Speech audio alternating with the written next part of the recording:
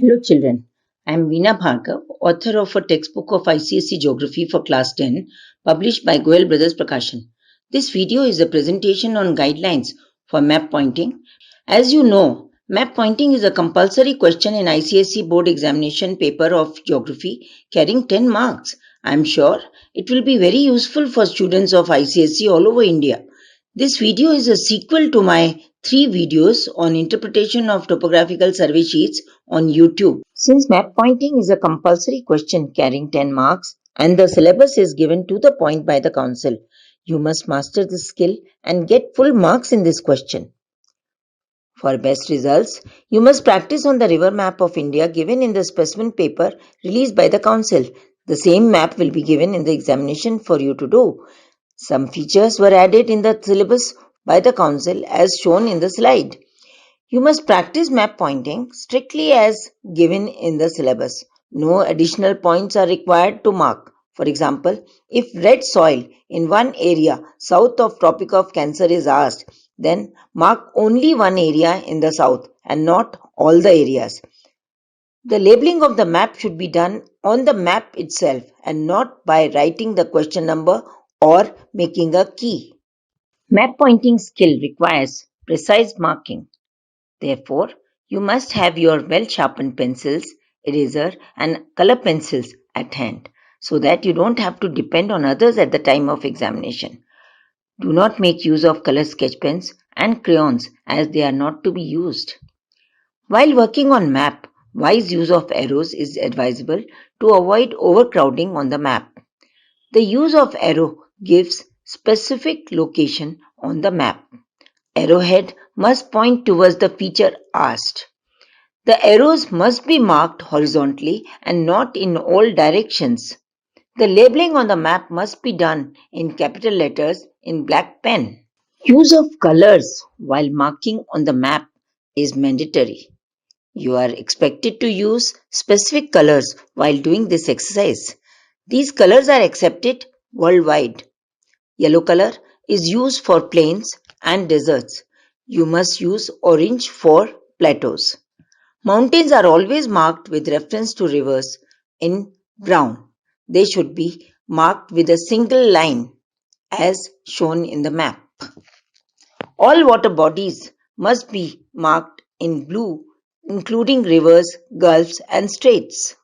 Soils can be marked as specified. Example, black soil in black and red soil in red. Towns must be marked in red dot. The capital city must be marked in red square. Population must be marked in yellow with a small area dotted with brown as shown in the map. Lowlands and islands must be marked in green. Mountains must be marked in brown with a single line.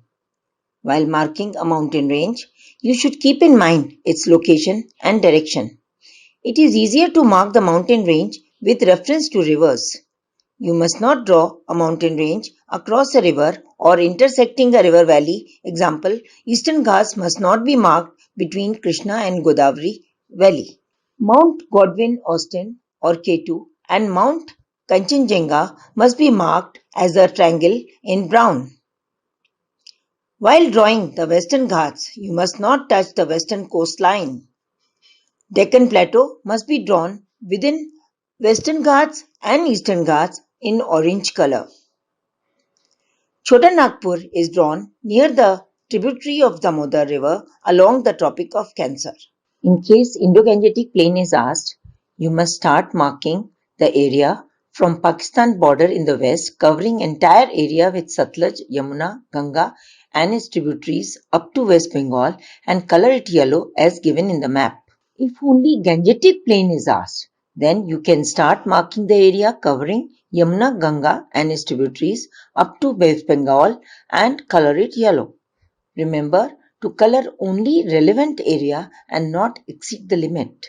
The coastal plain must be marked in green along the full coastline. In the examination, if a river is asked to mark, it should be colored blue. The labeling should be done on the upper curve of the river and not under it. Wherever you are not able to label on the river, you can make use of an arrow. All water bodies must be colored in blue.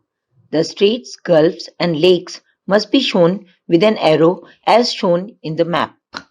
The passes, Karakoram and Nathula, should be shown using the symbol shown in the map in red.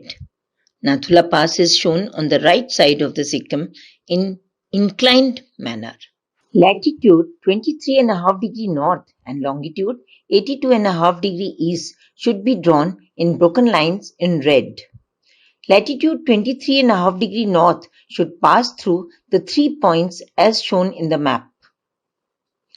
Longitude 82.5° east must pass through the confluence of Yamuna and Ganga, Godavari Delta, and near Sri Lanka as shown in the map on the points A, B, and C. Direction of northeast monsoon, retreating monsoon, southwest monsoon Arabian Sea branch, and southwest monsoon Bay of Bengal branch must be marked in blue or black arrows as per their direction. Just 2 arrows for each is sufficient. It will be helpful if you draw the cardinal points diagram north, south, east, west for precise marking. The arrow showing retreating monsoon from northeast to southwest must point towards Tamil Nadu as it gets rainfall by retreating monsoon during winter. The northeast monsoon arrow must point towards eastern coast from northeast to southwest. Western coast gets rainfall by southwest monsoon winds from southwest to northeast during summer. You must be particular about their direction. You are supposed to learn to mark only 3 minerals: coal in Jharia, iron ore in Sangam district of Jharkhand, onshore oil in Digboi in Assam, and offshore oil field in Mumbai High. In this map, you have to mark the minerals using symbols in different colors. The key for the same must be given as shown in the map. As you can see, Jharkhand coal field is right in front of tributary of Damodar near the Tropic of Cancer. Directly below is Singhbhum. Mumbai High is shown in Arabian Sea. It should not touch the coast. Digboi is in Assam. While marking soils, you have to keep in mind several points. First of all, right colors have to be used, that is, black for black soil, red for red soil, light brown for alluvial soil, and reddish brown for laterite soil. You must not shade more area than required. For example, black soil can be marked near Tapi River in a small circle. You must learn one area above Tropic of Cancer or in north and one area south of Tropic of Cancer for each type of soil. Example, laterite soil in northeast India can be marked between Garo, Khasi and Jayantia and Brahmaputra river in a small circle as shown in the map. In south, laterite soil can be marked on summits of Western Ghats or Eastern Ghats. The towns must be marked with reference to rivers with a red dot as shown in the map. In board examination, you are given map of India with 24 rivers. Hence, if you have your own clues with reference to rivers, it will be much easier to mark the towns. Example, Srinagar is on Jhelum and Kolkata is on Hubli. Delhi must be marked in red square as it is the capital of India. You must mark the ports like Vizag and Chennai on the coastline and not in the Bay of Bengal. You should be familiar with the political map of India to mark the distribution of population. It will be easier to mark the distribution of population if you know the correct location of states of India. Different terms are used to ask the distribution of population in your examination paper.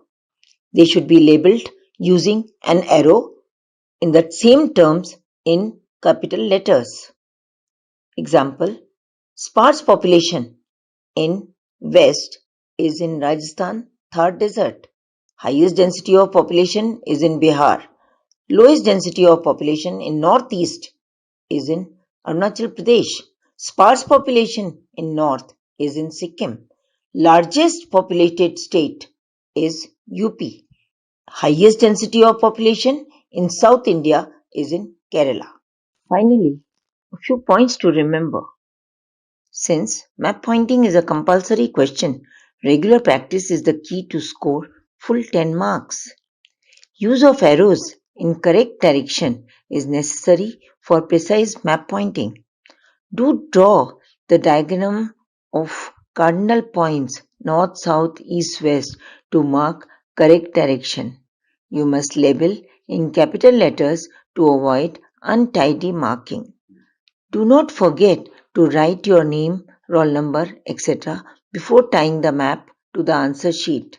You must be familiar with the political map of India, especially northeast states and location of rivers to do precise marking. You must use appropriate colors. You must mark only what is asked. Do not mark additional information. Marking and labeling must be done on the map. Finally, read the question carefully before you start. Neatness, clarity, and correct marking is mandatory in map pointing.